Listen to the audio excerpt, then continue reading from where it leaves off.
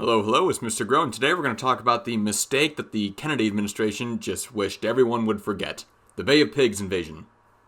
Before we get into that, though, we need to talk about the precedent-setting President Eisenhower.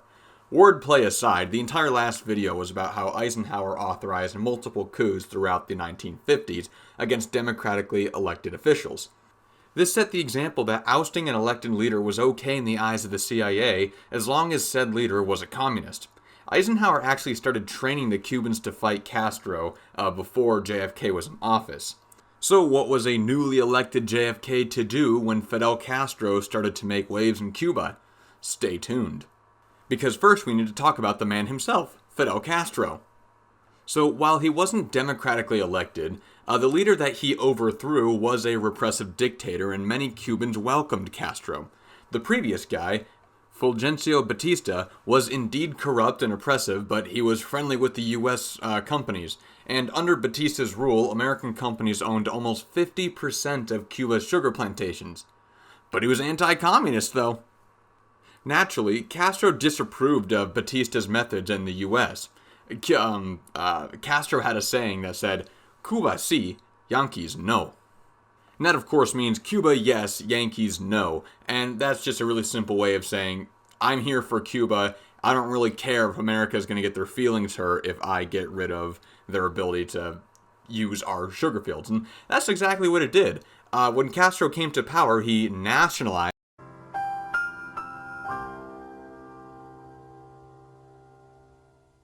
Remember that vocabulary word. He nationalized the American-dominated industries.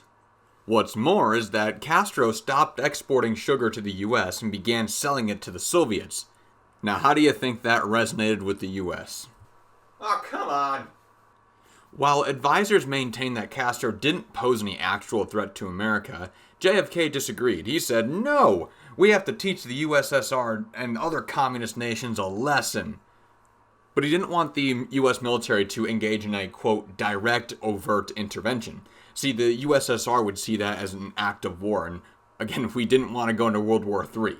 So it was clear that JFK needed to take a page out of old Eisenhower's book and train a guerrilla army to invade the Bay of Pigs. Which you can see right here is a bay on the southern part of Cuba, and the goal here was to basically spark a revolution that would get rid of Castro. It didn't work very well, though. It began with an air raid conducted with B-26 bombers painted to look like Cuban planes. They took off from Nicaragua and flew to Cuba.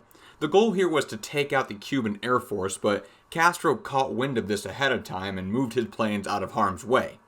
2 days later, the land invasion began, and it was a disaster. The CIA recon teams just missed an entire radio tower on the beach, and because of that, the invasion was broadcasted across Cuba. Coral reefs also sank landing craft, and paratroopers landed in the wrong spots. And the invading forces surrendered after less than a day of fighting. 114 people were killed, and about 1,100 were captured.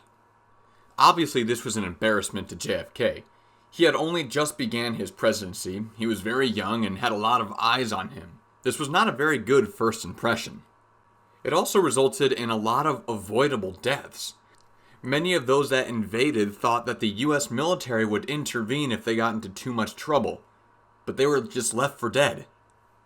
And espionage campaigns continued, but nothing of this sort happened again in Cuba.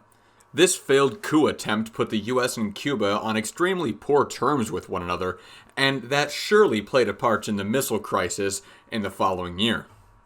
So there it is. There really isn't too much more to this story. It was a coup attempt like all the ones that Eisenhower had put through during the 50s, only this time it didn't work.